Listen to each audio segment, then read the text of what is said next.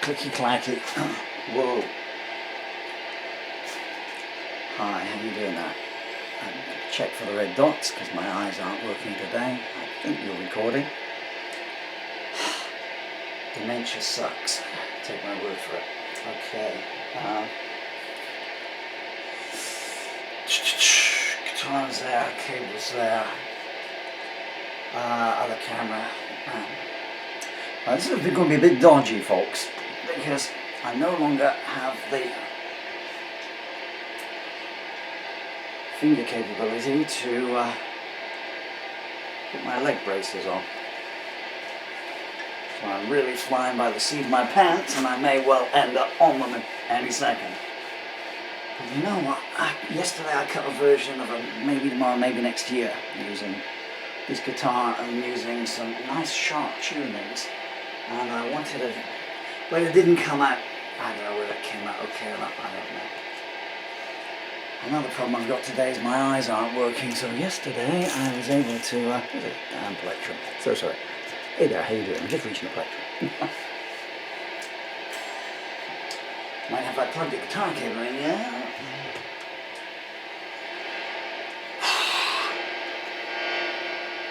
What was I saying? So yesterday, yeah, I cut some versions on this. I'll try again. Of course, we're in the middle of a heat wave. Okay, the strings will have to be what they are, you know. Rather than that, I cut a nice, just on a one camera version of, what was it? Total Eclipse. No, partial Eclipse of a harp.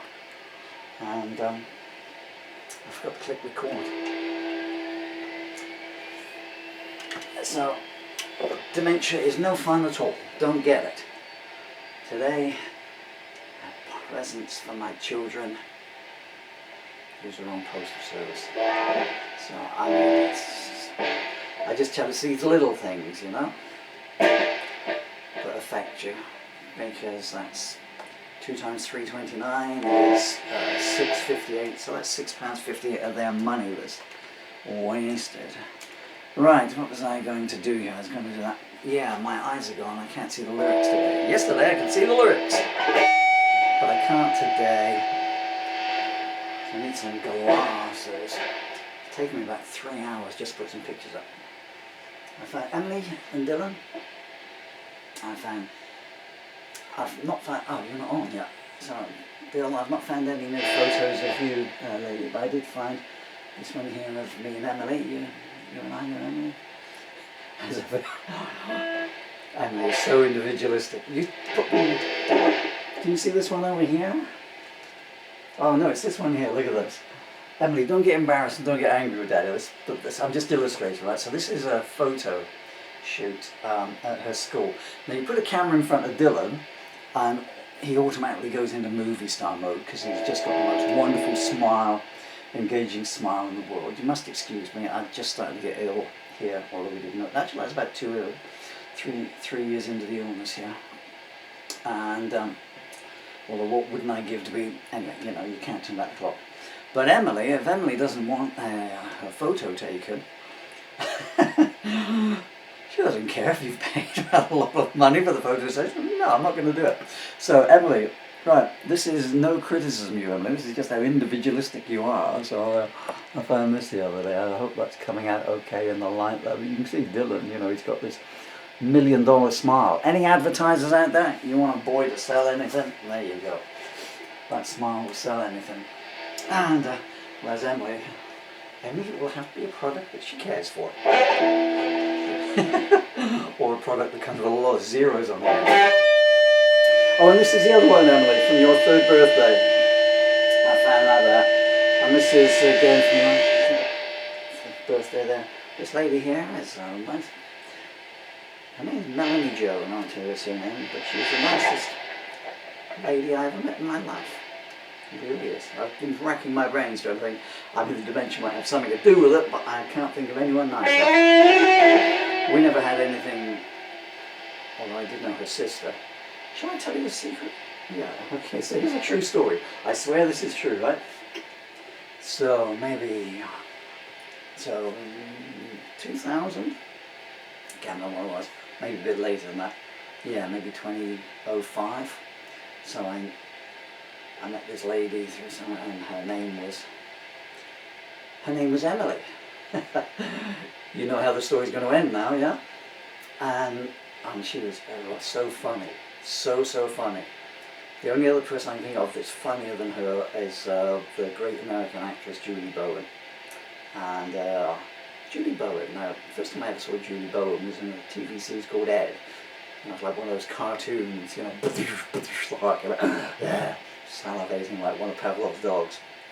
I found out today that at that time she was going out with David Spade.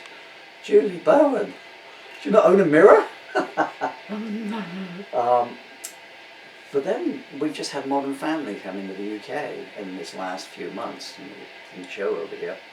And so from there, watching the outtakes on this new invention called the internet, and she was just so funny, she just cracks me up. Anyway, so, and there was this lady, and we may or may not have shared pizza, and some laughs and everything.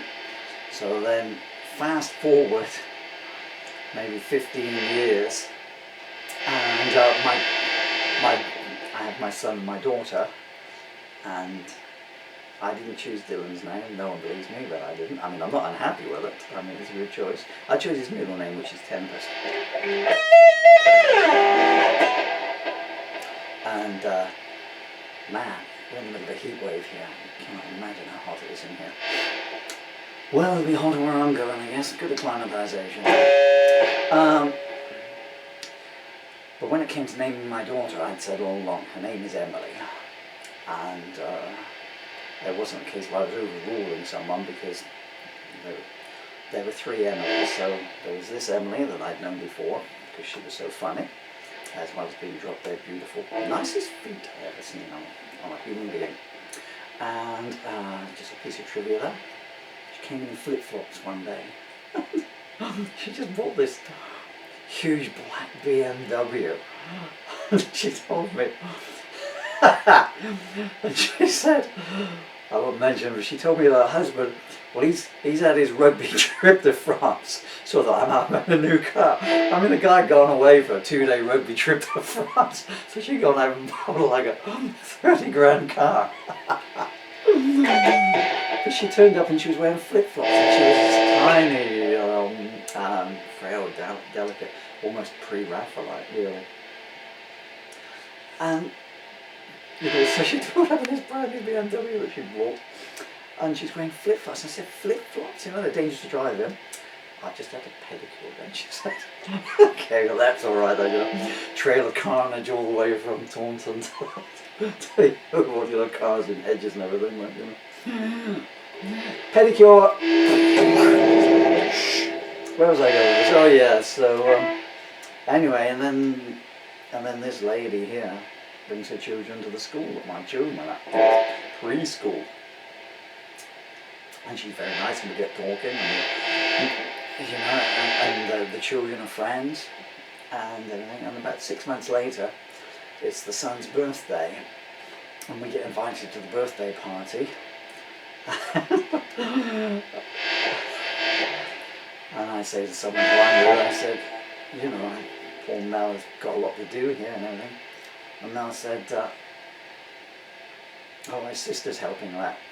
And I looked, don't tell me that's Mel's sister.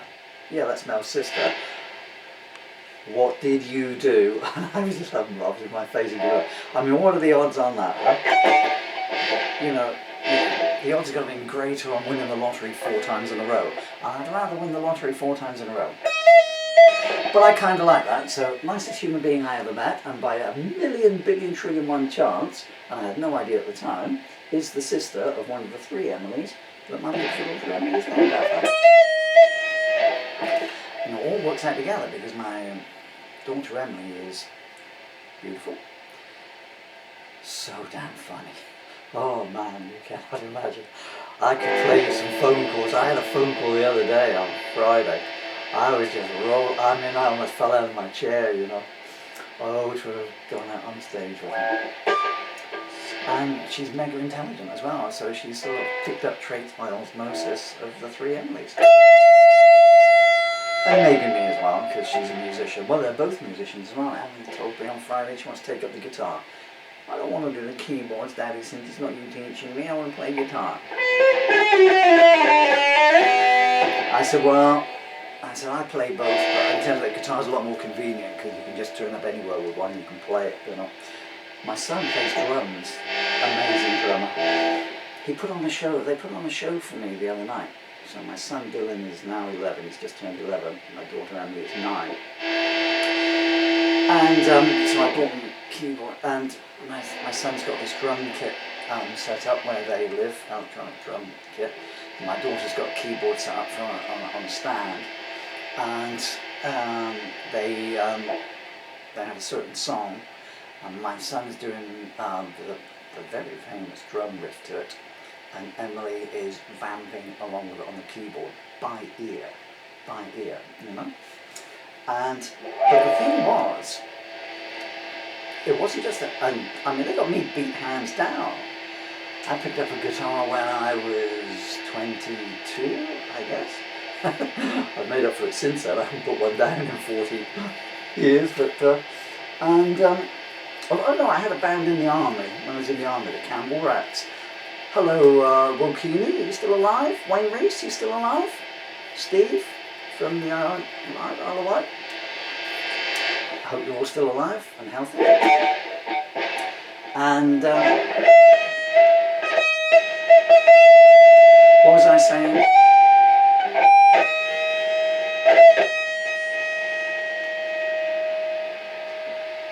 Are you ready for me now, Lord? Please turn the lights on. What happened there? Bear with me a second. Okay, so what's in there? Don't do that again, okay? I thought I'd gone then. And what was I saying? Oh yes, I was getting back to Dylan and Emily. But it wasn't just that. So they said they got someone to film it. They wanted to show me what they'd done. And my son turned the lights off, and they both went outside the door, so you could see them through the glass on the door, and the room's got the lights off, apart from some little side lights on, all staged by my son, who's 11. And then he let the tension build up, and they go, we want the band, you know, through the telephone.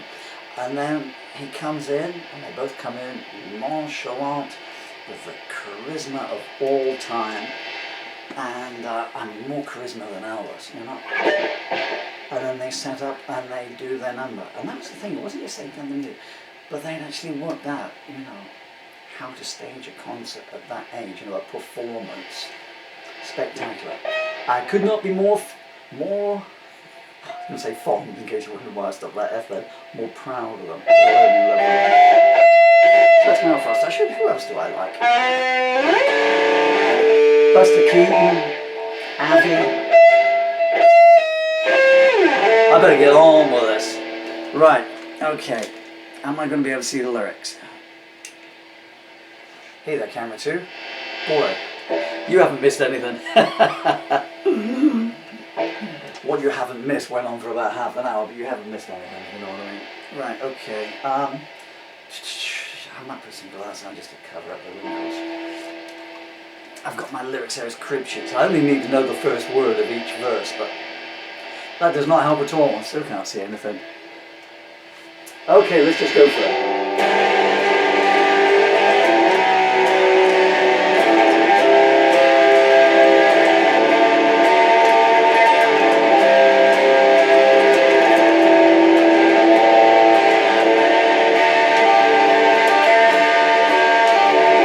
We met at the wrong time, or that's how it seems, in a haze of confusion. I'm so sorry, I can't remember if I pressed the on button. This damn dementia.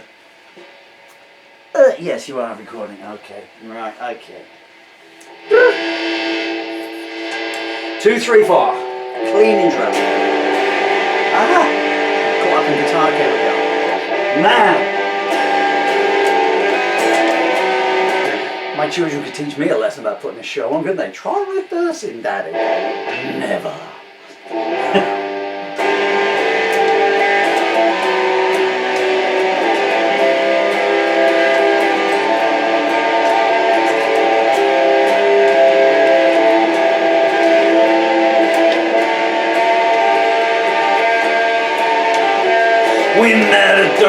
time, or that's how it seems.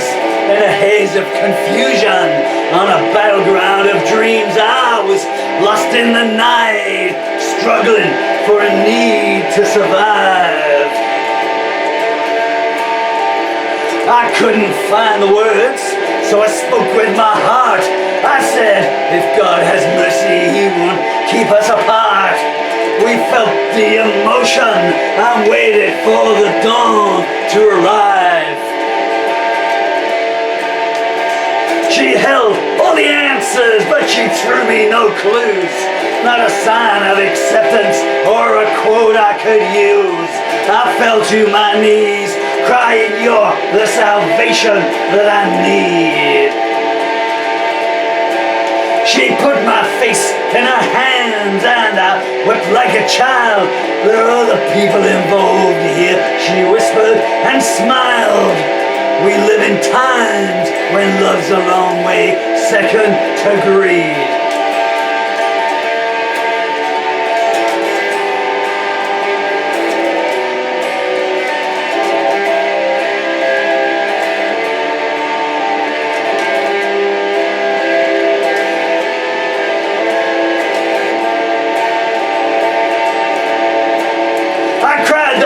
Behind us, the best lies ahead. I wish it was as simple as all that she said. I knew it was dying, taking me down with it too. Her words hit like lightning, cutting straight to my soul. Standing around her was the only time I felt whole. I gave her a song, saying I wrote this in my heart just for you. My friends felt like strangers. I knew something had changed. They told me, boy, since you met her, you just ain't been the same. I asked them to help me. All they did was say, let it go. For I denied who I was and thought of who I could be. What couldn't I achieve with her next to me? But she stayed with her husband and the cold night whispered, I told you so. I was on a bad road with no exit in sight, no idea of direction, with no sign of light. I needed distraction, so I hit the brake pedal hard. My mind took the brunt as I crashed at the curve. I cried, make the pain stop, surely that I deserve. I looked at my hands, saw nails and a mark playing card. She doesn't exist. She's not real, someone's side. She's your manifestation of your dreams stored inside. But I knew they were wrong, just looking for a way to abstain. A smile cut through my armor like a diamond cuts glass. I was so close one time, but the moment went past, and I'll never find anyone like her again.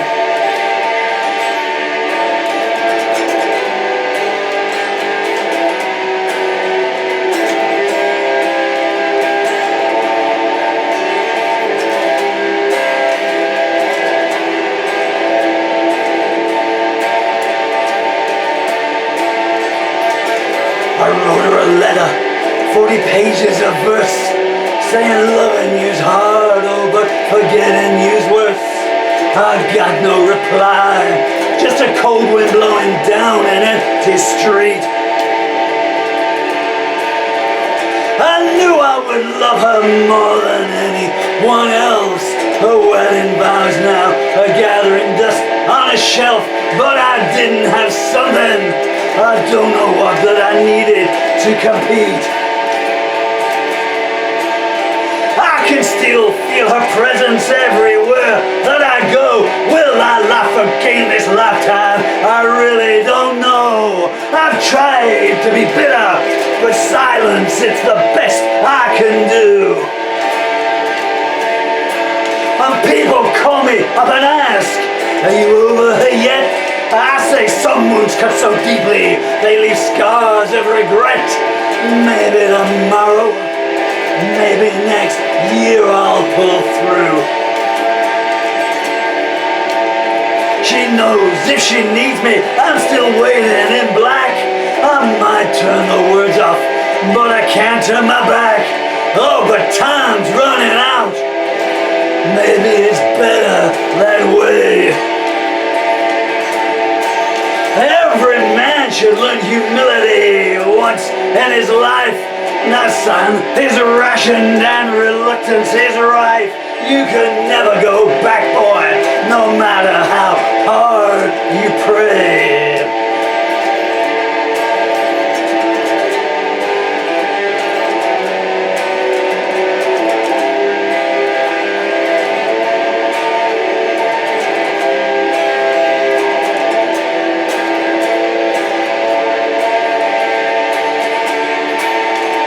It all seems so simple when you read it in books. Hey, don't tell you how bad the other side looks. I run on emotions, and these days I can't even walk. I looked in the mirror, guess who I saw in there? A man with no future, who no longer cares. Don't ask him why, he doesn't even know how to talk. We're all in the gutter, and we know where we are. But I came so close once to owning a star. It nearly means nothing, but thoughts that you just don't wanna think. I could go into the darkness knowing I'd always return. Now I can't get back, that's a harsh lesson to learn. The cup's full of pain, and all I can do now is drink. Maybe tomorrow, maybe next year. Optimism or words full of fear. I'm locked in the void, and only she has the key. Her pedestal's waiting, and if she needs it, it's there. She doesn't have to love me, I won't even care. I've got all the love we'll need here inside of me.